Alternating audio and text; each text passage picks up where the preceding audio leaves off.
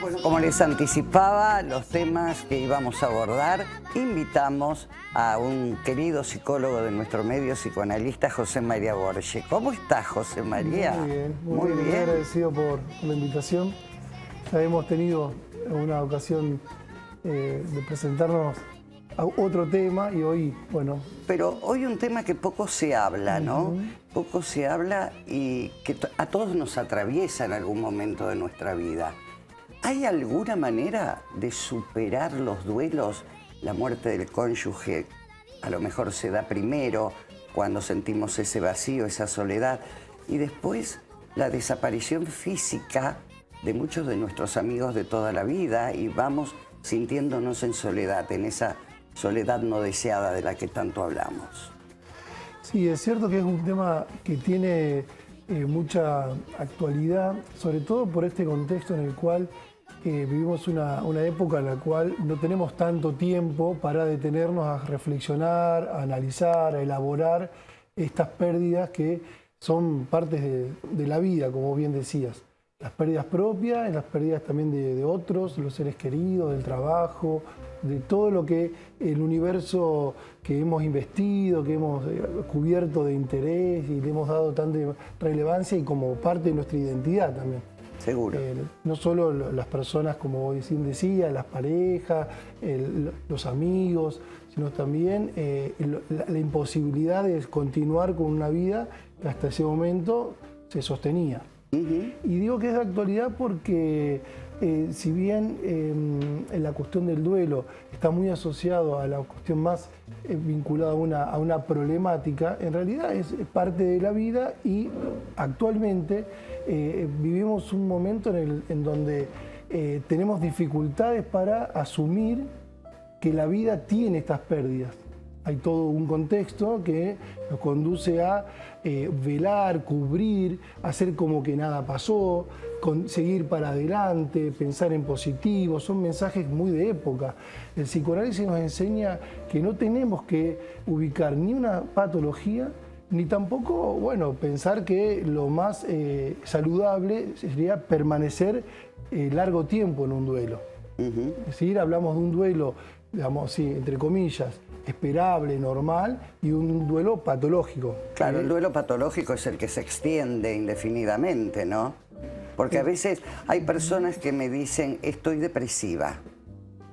No, estás triste ante una pérdida. O sea, se confunde con una patología a veces la tristeza del duelo, ¿no? Exacto, esa es una de las dificultades que yo señalaba recién.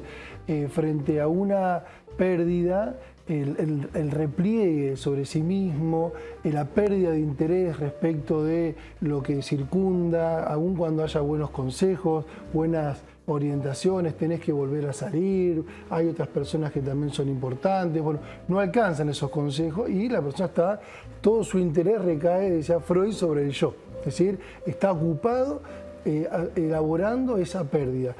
¿Qué sucede? Muchas veces, sobre todo desde cierta psicopatologización de estos procesos que son, digamos así, esperables, aparece la medicación.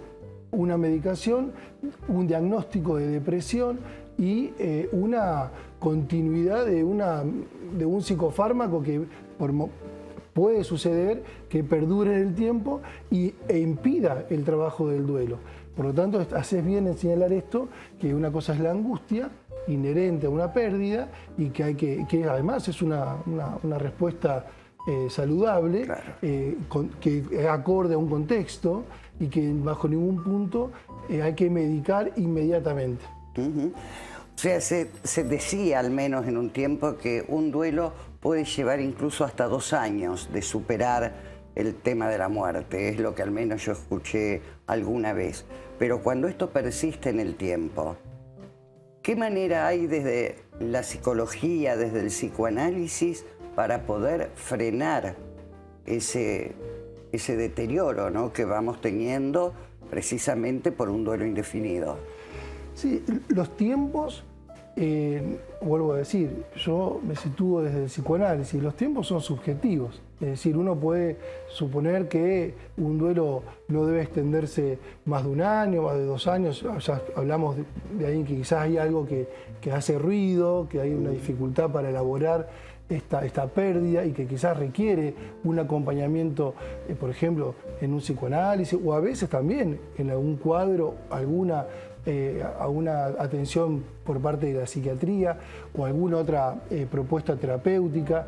Sin embargo, la relevancia no es tanto el tiempo, o no es solo en todo caso el tiempo el único indicador, sino también qué hacen el mientras tanto. Es decir, si el sujeto queda imposibilitado de instaurar todo tipo de lazo con su entorno, sea familiar, afectivo, laboral, el que fuera, su interés por el deporte. Cuando se deterioran todos los vínculos, podríamos empezar a pensar que hay algo ahí que nos llama la atención y que va de la mano respecto a, como decís, cómo tramitarlo. Freud habla de los restos, es decir, la importancia de los rituales, de los restos del objeto perdido, él decía, o como bien decías, el objeto de amor o el trabajo, o incluso el propio deterioro por el paso del tiempo en el propio cuerpo.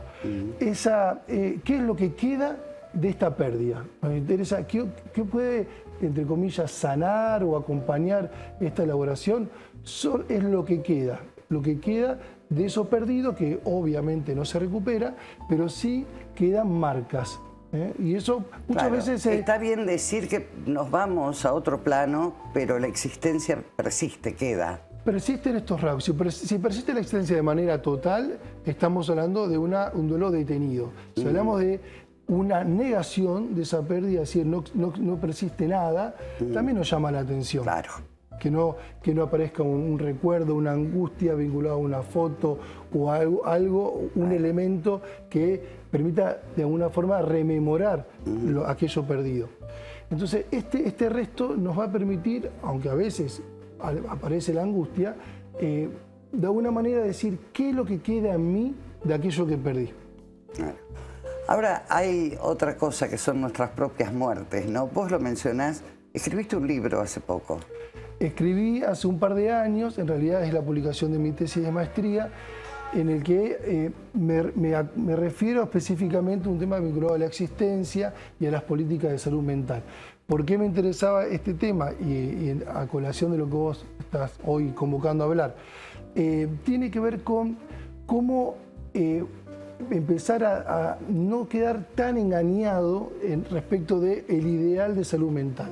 Es decir, si bien hay una tendencia al bienestar, al tratar de superar, por ejemplo, la pérdida de alguna capacidad, la disminución de la vida social, por ejemplo, como parte el cambio de nuestro cuerpo, la negación al amor a veces, precisamente por el cambio de nuestro cuerpo, sí. Sobre todo se da más en las mujeres mayores que dicen, no, yo ya no quiero tener una relación con un hombre porque el espejo me devuelve una imagen que no la quiero para nada.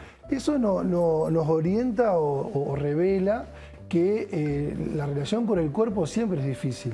Es decir, el sujeto tiene una relación no siempre muy armónica y amigable con su propio cuerpo. Cuando hay un cambio físico notorio, como puede ser en un accidente o por el paso del tiempo, bueno, nos pone otra vez en jaque respecto de cómo nos arreglamos con este cuerpo que habitamos. Claro. ¿Cómo lo tratan desde el psicoanálisis? Yo me planto ante vos y te explico cuál es la situación, ¿no es cierto? Que tengo miedo a la cara que me devuelve el espejo, que tengo miedo al cuerpo que me devuelve el espejo, que tengo miedo a las distintas capacidades que ya no son las mismas, que no encuentro otras. ¿Cómo lo maneja el psicoanálisis a eso? El psicoanálisis, en principio, lo que trae como novedad, entre otras cosas, es que este cuerpo goza. Es decir, que tiene sexualidad, que tiene una tendencia al placer, independientemente de la imagen, independientemente del nombre de esta persona, cómo significamos este cuerpo. El cuerpo tiende a la satisfacción, a veces dolorosa y a veces placentera. Esto nos pone, digamos, en una pista, al menos una pista, no es que vamos a hablar de una clave para todos, porque hay que pensar siempre el uno a uno, cada situación y cada persona atraviesa este duelo que vos decías respecto del cuerpo de manera muy, muy singular, pero sí nos orienta respecto a que la imagen que devuelve el espejo nos permite representarnos lo que somos, pero no es lo que somos. Claro. Lo que somos es lo que vivimos y lo que sentimos con ese cuerpo. Y eso toma otros matices, toma otras configuraciones, pero el cuerpo, mientras vive, sigue gozando. Y eso me parece que es muy importante. A veces es difícil entenderlo, pero es tal cual como vos decís, ¿no? A veces nos cuesta demasiado. Conversando con vos, a mí me surge esta pregunta. Uno podría arribar a la pregunta parece muy simple, pero también compleja, porque hay que trabajarla, que es, ¿aún hoy me puede sorprender algo? Y bueno, si mientras esa pregunta persista... No dejemos de sorprendernos, ¿no? Eso es lo importante. Muchísimas gracias, José María Borges. No. Muchísimas gracias, y algo tenemos que tener en claro. Lo único seguro que tenemos en la vida es la muerte. Hay que hablarlo, hay que discutirlo, para allí vamos todos, porque si no el mundo no sería mundo, ¿no? Exacto. Nos asfixiaríamos unos a otros. Muchísimas, pero muchísimas gracias. Gracias a vos. Y antes de hacer un pequeño corte, vamos a dar una información que, como cada semana, llega del estudio jurídico Gómez Cocha, Taborda y Asociados. Estudio Jurídico Gómez Cocha, Taborda y Asociados. Abogados previsionalistas. San Jerónimo 1257, primer piso. Contacto 0342 4599 303. Atención, hombres y mujeres. Se prorrogó la jubilación anticipada, la prestación anticipada. Vencía el 30 de septiembre, se prorrogó hasta el 30 de septiembre del año 1926. Que digo, me fui en el tiempo para atrás, hasta el año 2026.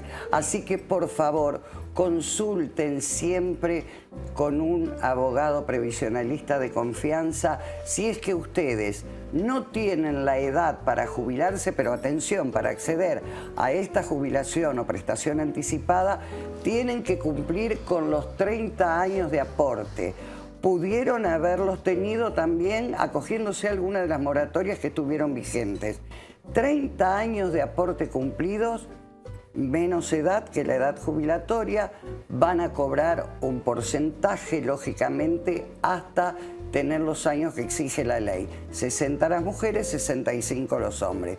Consulten, no se queden de brazos cruzados. Y ahora sí, un pequeño corte, porque dijimos que hay una frutillita para la torta, y nos vamos a despedir con canciones en este día jueves de primavera santafesina.